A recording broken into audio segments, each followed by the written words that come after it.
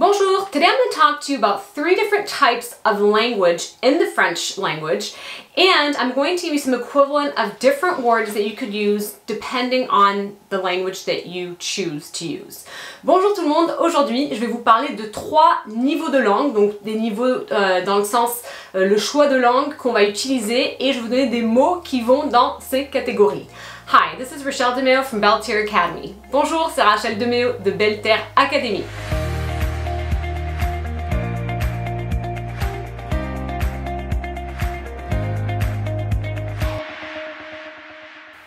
So first of all, when I'm talking about levels of a language, I'm talking about types of a language, I'm not talking about the level of proficiency, but rather I'm talking about talking in a very familiar way, which would involve a lot of slang, in a everyday, current type of way that you'd use, and then a very more polite way of communicating. Donc quand en fait je parle de niveau de langue, je parle pas vraiment de niveau dans le sens de votre niveau de français, mais plutôt je parle de parler de façon plutôt familier, donc qu'on utilisera avec des potes, etc. Plutôt courant, et après un langage plutôt soutenu. So that first level would be what we'd call familiar, which you would really use with people that you not only know, but that you're pretty close to and that you definitely have that connection with. So the choice of words will definitely involve a lot of slang, a lot of humor, but it's definitely people that you know. Donc le premier, donc on avait parlé de familier, c'est vraiment utilisé pour des personnes que l'on connaît, c'est-à-dire des potes, des gens avec qui on a déjà cette proximité, on est déjà assez proches, et du coup on va choisir des mots argot, peut-être un peu plus d'humour et tout, parce qu'on connaît bien ces gens-là.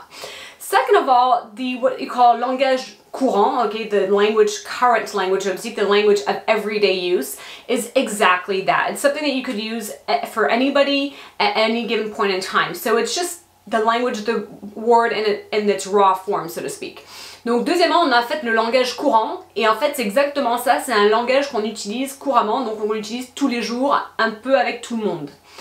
And then third of all is what we call the langage soutenu. So that's more polite, things that you would possibly find in books that you read, and if you're picking it, it's really to speak eloquently, and you see it in text that you may write. Donc troisièmement, le langage soutenu, on l'utilise déjà pour parler plus convenablement, donc avec plus d'éloquence, et on le trouverait donc dans des livres, des bouquins, etc., mais aussi dans un texte que l'on peut rédiger. So when you pick different vocabulary words, you want to be mindful of your audience and what you're trying to convey. Donc quand vous choisissez du vocabulaire, il faut vraiment penser au public auquel vous vous adressez et ce que vous essayez de dégager, qu'est-ce que vous essayez de dire. So I'm going to give you some words, and you're going to see how each of these 3 categories I just listed, what category we put these words in. Donc je vais vous donner des mots et on va pouvoir choisir dans quelle catégorie on peut placer donc ces mots. So first of all, if I was in this very more polite form, so I would say soutenu, I would say for a car I could say automobile, une automobile, okay, like an auto or a car. If I was going to speak with a everyday language, langage courant, then I could just say une voiture. That's probably what you've already learned.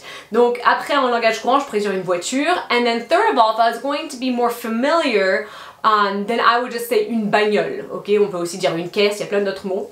There's other words also to say that. Caisse, bagnole would be slang or would be more familiar. Donc dans la troisième catégorie, en familier, ce serait donc bagnole. Same goes with if I'm going to say a book. In a very polite form, again, that langage soutenu that I was mentioning, I could just say un ouvrage. Donc encore dans ce langage soutenu, on peut dire un ouvrage. If it's just everyday language, I would say un livre, which is also probably a word that you've already learned. Donc on peut dire un livre dans le langage courant. And in the familiar language, I could say un bouquin. And I can actually tell the level of students and sadly French teachers that teach French but they don't know it really well based on this familiar language. And I've heard students and teachers that haven't learned the familiar language when it is used very often all the time in France. Donc en fait, Avec, par exemple avec le mot bouquin, ça me fait penser à une histoire un peu drôle, mais en tout cas c'est vraiment important d'apprendre le langage familier pour les élèves et les profs de français qui enseignent le français et parfois qui ne connaissent pas tous ces mots. Donc le langage familier on l'utilise tous les jours vraiment et dépendant avec qui on est, et il faut apprendre ces mots là, ça c'est sûr. Another example would be if I'm borrowing something from someone. In a more polite way I would say emprunter, emprunter. Donc dans le langage soutenu. If I'm everyday language, langage courant, je pourrais dire prêter, hein, prêter, to borrow. Hein. Et in a more familiar language, langage familier, I would say filer. Et file-moi quelque chose. It's like, let me borrow this, let me take this, okay?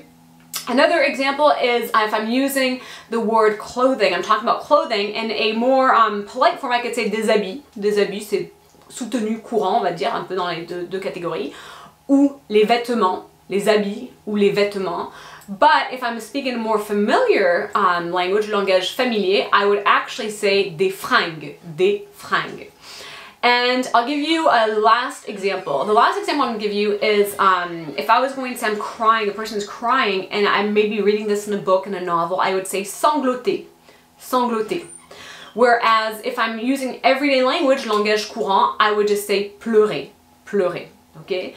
But if I'm using familiar language, I would say chialer. Dans le langage familier, chialer. So again, you have all these different words that could be in different categories based on who you're talking to, what you're trying to convey. Donc encore une fois, on a tous ces mots que l'on peut utiliser et ça va vraiment dépendre de la catégorie selon en fait justement le public qu'on a, la personne à qui on s'adresse et ce qu'on essaie de dégager, qu'est-ce qu'on essaie de dire. So I hope that this will help you as you learn words, you can figure out what category they should be in. Donc alors que vous apprenez de nouveaux mots, j'espère que vous allez pouvoir identifier la catégorie dans laquelle ils devraient être placés. On Wednesday, I'm going to give you 5 expressions that use fruits and vegetables that may surprise you. Mercredi, je vais vous donner 5 expressions qui utilisent des fruits et des légumes, ça va peut-être vous surprendre. Voilà, bonne journée.